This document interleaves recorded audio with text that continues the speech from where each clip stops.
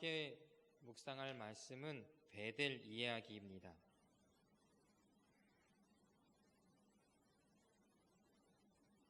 야곱은 70이 넘어서 훌쩍 넘어서 식구도 없이 재산도 없이 살기 위해 죽을 힘을 다해 도망가던 힘들고 괴로운 순간 하나님을 만났던 곳이 베델입니다.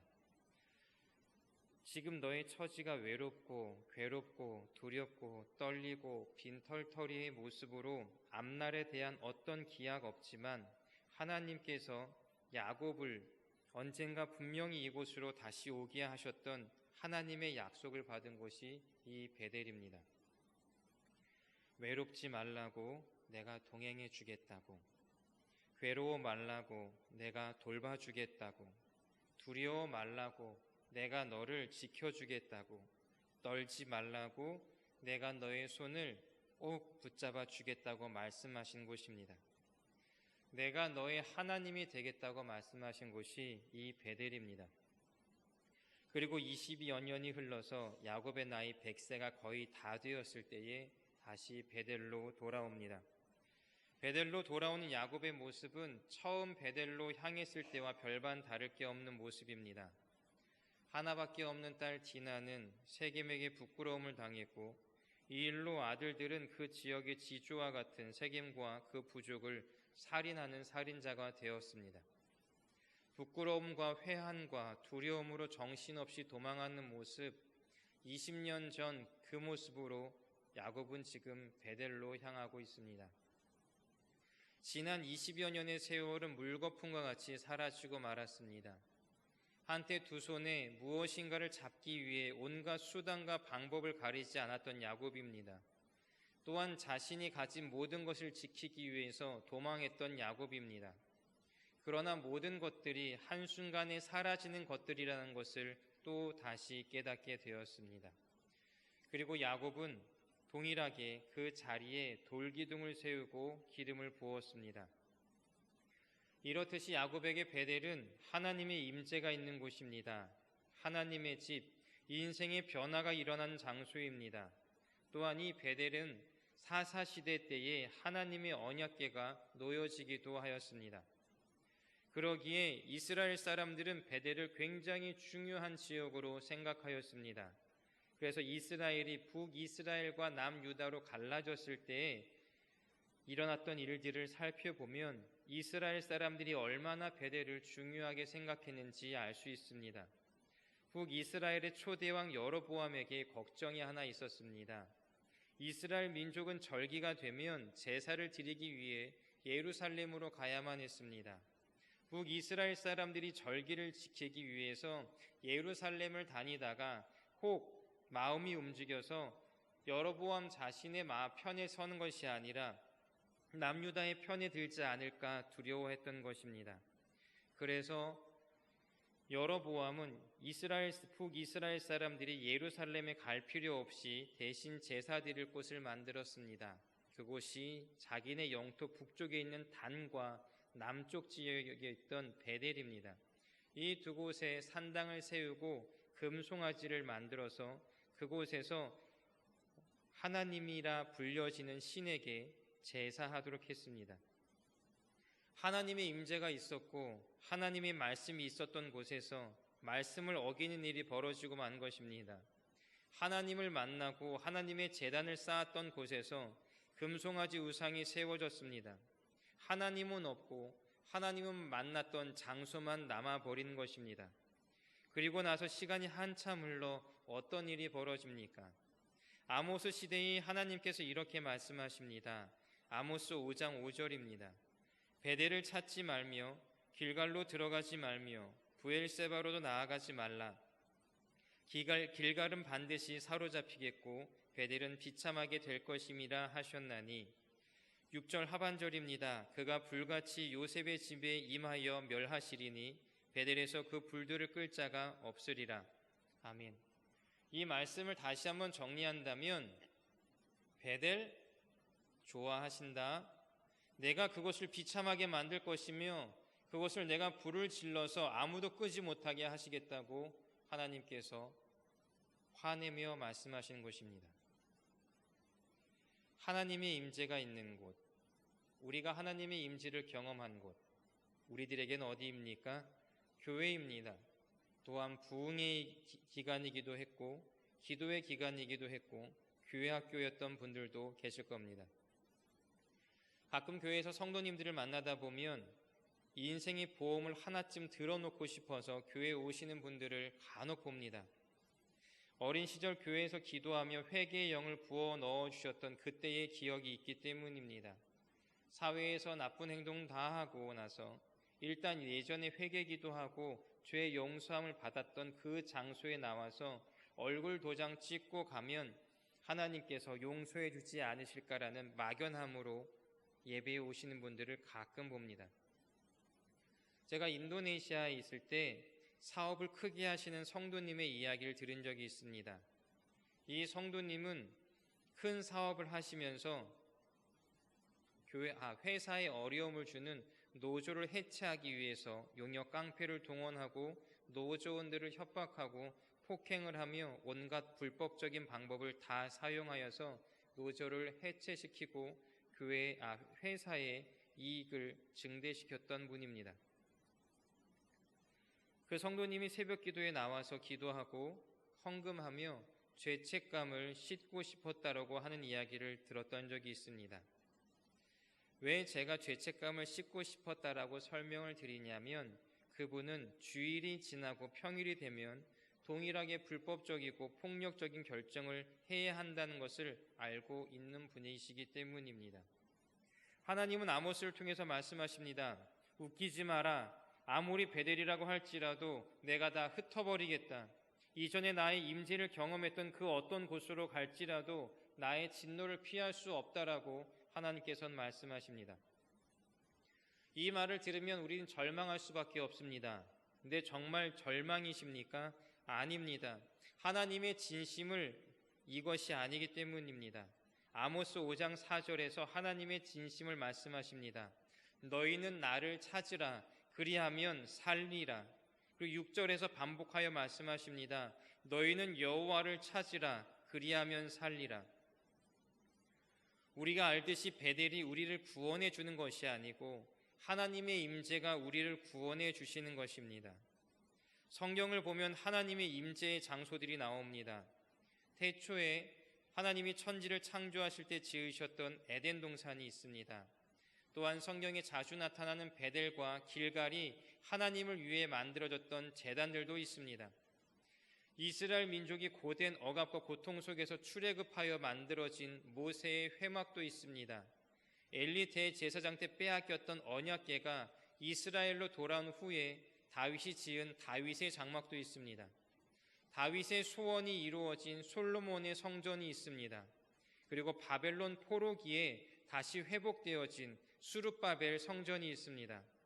그리고 세계 건축사에서도 이름이 올릴 만한 헤롯 대왕이 확장한 헤롯 대왕 성전도 있습니다. 그런데 우리는 분명히 알고 있습니다.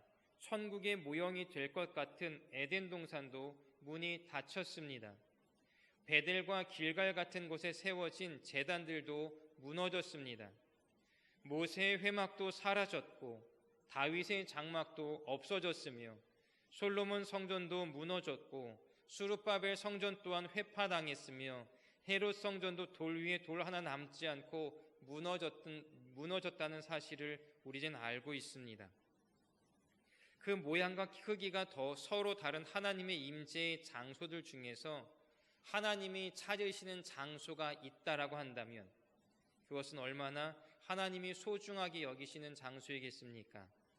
그 장소는 하나님께서 말씀하십니다. 다윗의 장막이라고. 이 다윗의 장막은 아까 보셨듯이 다른 어떤 하나님의 임재의 장소보다 가장 초라한 곳입니다. 그리고 언약궤를 임시 보관했던 장소입니다.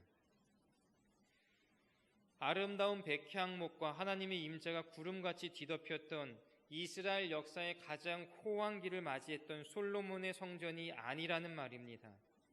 하나님께서 말씀하십니다.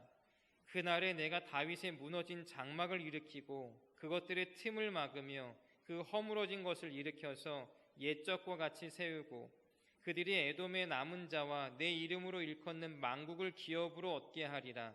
이 일을 행하시는 여호와의 말씀이니라 라고 아모스 9장 11절과 12절에서 말씀하십니다. 하나님께서는 우리가 보기에 가장 초라해 보이는 다윗의 장막을 그토록 사랑하셔서 마지막 때에 그 다윗의 장막을 회복하기 원하신다는 것입니다. 하나님이 그토록 사랑하신 이유가 있습니다. 하나님의 임재를 향한 다윗의 간절함이 그 다윗의 장막에 있었기 때문입니다. 오벳에돔의 집에 잘 보관되었던 하나님의 궤를 다윗은 기억합니다. 그리고 하나님의 궤를 자신의 성으로 옮겨오기 원합니다. 첫 번째 옮기는 사건 가운데에 웃사가 하나님의 진노로 죽임을 당하게 됩니다. 아무 준비 없이 이 일을 진행하다가 사고가 난 것이 아닙니다. 다윗은 레위인들을 통하여서 철저하게 궤를 만들고 수레를 만들고 이스라엘 온 족속은 잣나무로 여러 가지 악기를 만들어 그 악기들을 연주하며 찬양하며 언약궤를 옮기는 그런 예식을 행하였습니다. 그러나 본의 아니게 생각하지도 못했던 이런 큰 사고가 일어난 것입니다. 그런데 다윗은 포기하지 않았습니다. 무엇이 잘못되었는지를 찾았습니다. 그리고 마침내 발견합니다. 우리가 신앙생활을 하다 보면 처음부터 바른 길, 하나님이 뜻하시는 길을 찾지 못하고 신앙적으로 허우적거릴 때가 있습니다. 어느 책에서 이렇게 비유합니다. 예전에 방 천장에 등을 켤 때에 벽에 있는 스위치로 켤 수도 있었지만 전등이 달린 줄을 잡아당겨서 켰던 시절을 기억하실 겁니다. 처음에는 하나님의 뜻을 바로 알지 못하여서 어둠 속에서 허우적대며 실수하기도 합니다. 그런데 그 허우적거림은 허우적거림으로 끝난 것이 아닙니다. 우리가 허우적거림을 통하여서 언젠가 그 줄을 다시 잡게 되면 그 줄을 잡아당겨서 우리 삶의 어두움 속에 밝게 비춰주는 빛을 만나게 되기 때문입니다. 우리 신앙이 허우적거리는 실수 가운데에서도 우리를 깨닫게 하시고 바른 길로 인도하신 하나님의 손길을 경험할 수 있는 은혜의 기회가 된다는 것을 우리들은 깨달아야만 합니다. 다윗은 그렇게 3개월이 걸려서 드디어 언약궤는 소달구지가 아니라 레위인들이 직접 메고 옮겨야 한다는 사실을 깨닫게 됩니다. 그래서 다윗은 레위인들을 옮깁니다. 역대상 15장을 읽어보면 이때 불려진 레위인의 인원수가 870명 정도가 됩니다. 그리고 그 외에 제사장 사독과 아비나달과 레위 지도자들을 함께 불렀습니다. 4명이 메고 가는 언약궤를 옮기기 위하여 약 900명의 사람들이 함께하고 있습니다. 그들은 함께하며 무엇을 했습니까? 하나님의 임재를 구하기 위해 하나님의 이름을 찬양하기 위해 악기를 치고 찬양을 했습니다. 그렇게 약 24km를 이동하여 왔습니다. 그 엄청난 광경에 모든 이스라엘 사람들은 감격했습니다. 특별히 다윗은 다른 사람보다 더 감격했습니다. 자신의 옷이 흘러내리는 것을 알지 못할 만큼 감격했습니다. 언약궤가 다윗성에 도착했을 때쯤에 레위인들은 이제 짐을 정리합니다. 자신의 해야 할 일을 다 했기에 집으로 돌아가려고 했기 때문입니다. 이때 다윗이 말립니다. 지금 집에 갈 수 없습니다. 당신 레위인들은 앞으로 24시간 365일 언약궤 앞에서 하나님을 섬기며 이스라엘 하나님 여호와를 찬양하고 감사하십시오라고 이야기합니다. 지금 안 그래도 무거운 언약궤를 오랫동안 메고 왔는데 이게 무슨 소리인가 싶었을 것입니다. 그들을 향하여 다윗은 선포합니다. 여호와와 그의 능력을 구할지어다. 항상 그의 얼굴을 찾을지어다. 다윗은 항상 하나님의 얼굴을 찾았고 하나님의 영광이 다윗의 장막에 임하였습니다. 그러기에 하나님은 마지막 때에 다 무너진 다른 성전이 아니라 초라한 다윗의 장막을 찾으셨다는 것입니다. 다윗의 장막을 잘 살펴보면 회막이나 성전들과 구조적으로 다른 점이 하나 있습니다. 하나님의 임재의 자리와 사람이 서 있는 자리에 구분이 없다는 것입니다. 지성소와 성소를 갈아먹은 휘장이 보이지 않습니다. 거룩하신 하나님께 죄 있는 사람이 다가갔을 때에 처음 죽음에 처할 수밖에 없습니다. 그런데 다윗의 장막에는 그 휘장이 없이 하나님께 나아갔을지라도 사람이 죽지 않았습니다. 그렇다면 무엇이 죄 있는 사람들이 거룩하신 하나님 앞에 서게 할 수 있었습니까? 예배인 것입니다. 찬양인 것입니다. 24시간 365일 드려진 찬양과 예배 가운데에서 수천 마리의 소와 수천 마리의 양과 염소를 잡아 죽이면서도 해결할 수 없었던 죄의 속죄함의 은혜가 있었다는 것입니다. 대제사장이 대속죄일에 지성소에 들어갈 때에 하나님의 임재를 직접 맞닥지 않기 위하여 준비하는 것이 있습니다. 향입니다. 하나님의 얼굴을 직접 대면하지 않기 위하여서입니다. 하나님의 영광의 무게를 직접 감당하지 않기 위해서입니다. 그리하여서 대제사장은 성소에서 지성소 사이에 있는 회막 앞에, 휘장 앞에서 자신이 들고 왔던 향을 휘장 안으로 집어넣어 한참을 기다린 이후에 향이 그 지성소 공간을 가득 채웠을 때에 하나님의 얼굴을 직접 대면하지 못할 때가 되었을 쯤에 그 지성소 안에 들어가 버리는 것입니다.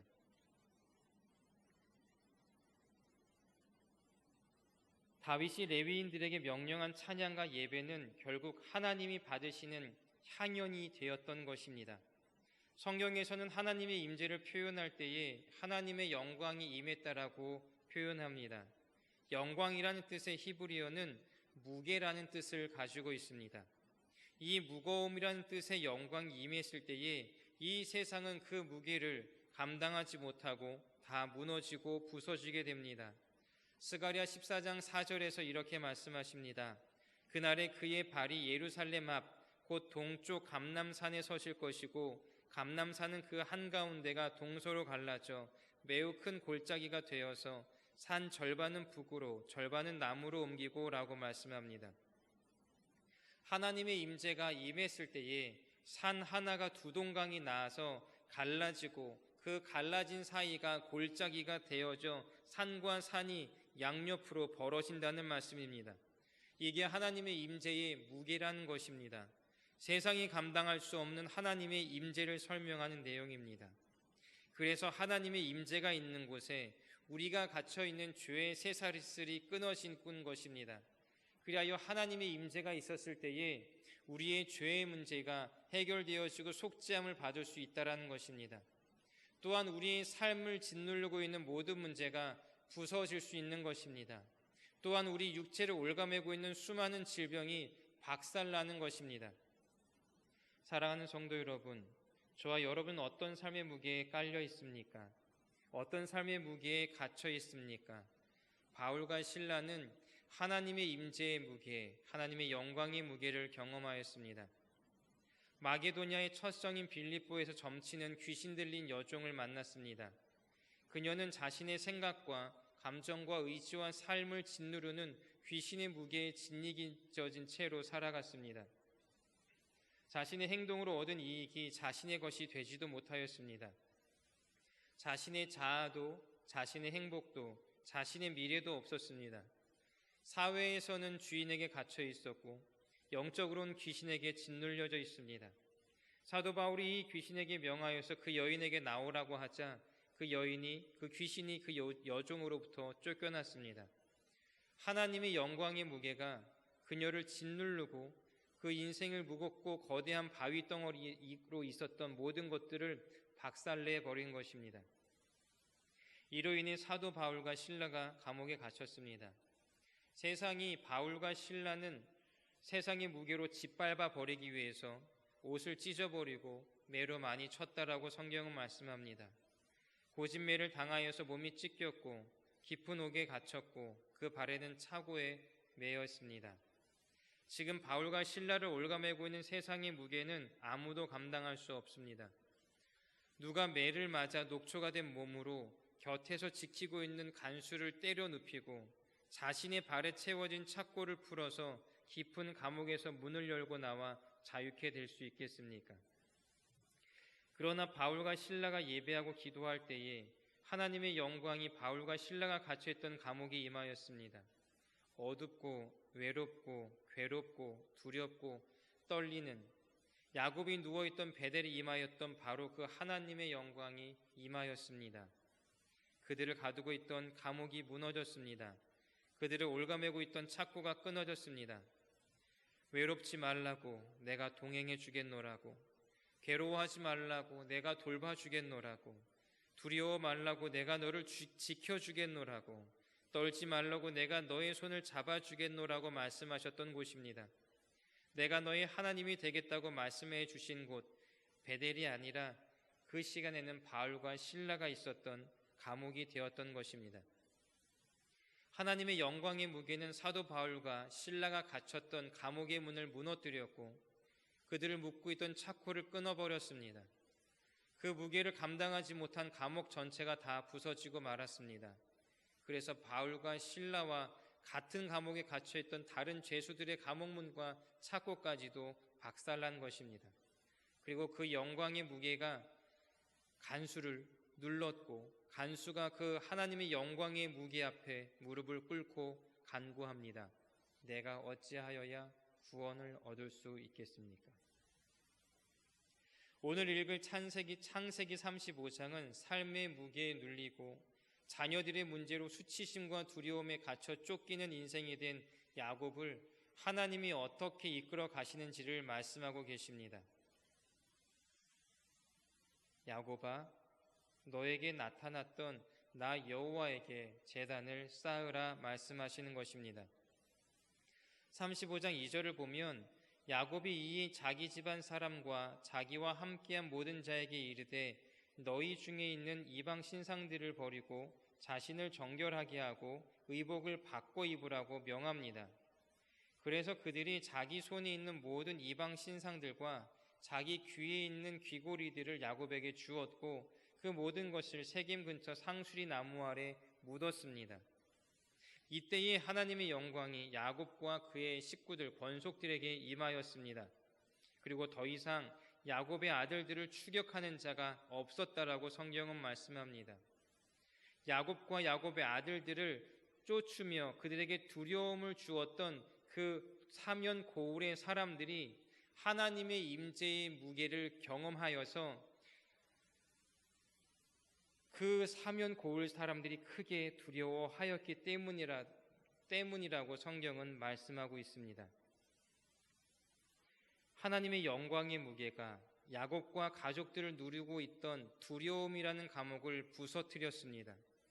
그리고 하나님의 영광의 무게가 야곱을 쫓으려던 사면 고울 사람들을 짓눌러 버렸습니다. 여기서 우리가 기억해야 할 것이 있습니다. 이 사건은 야곱과 그의 가족들이 베델에 도착하기 전에 이루어졌다는 것입니다.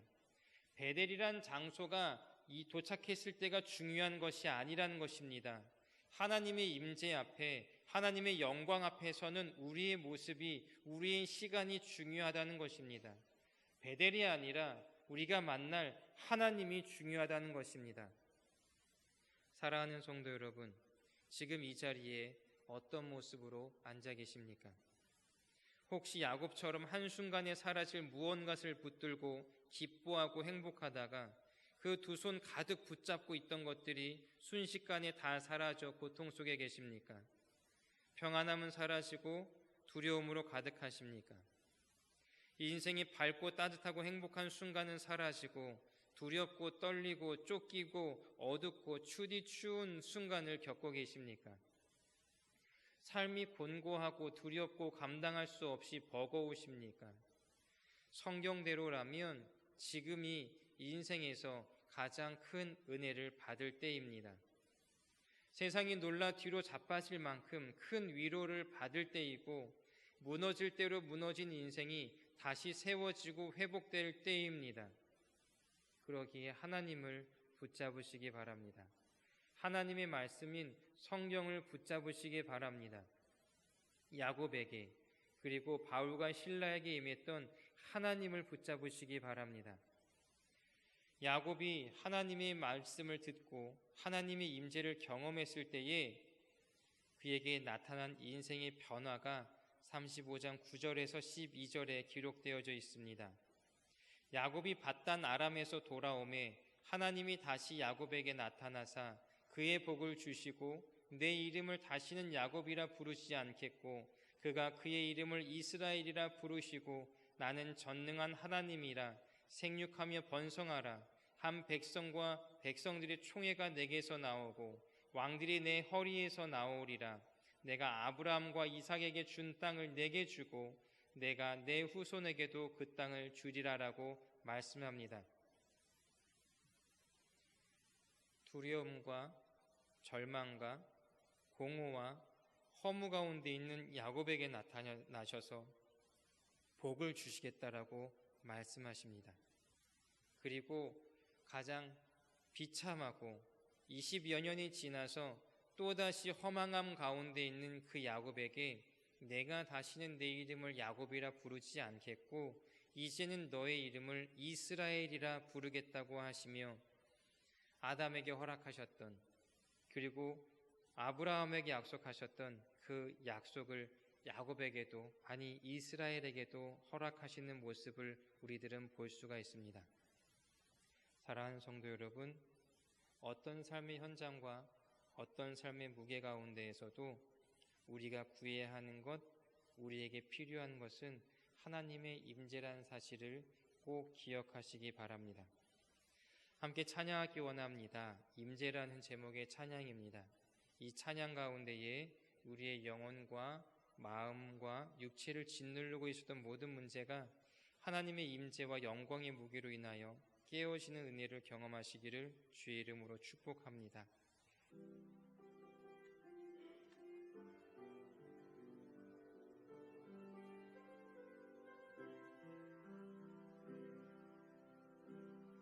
하늘의 문을 여소서 이곳을 주목하소서 주를 향한 노래가 꺼지지 않으니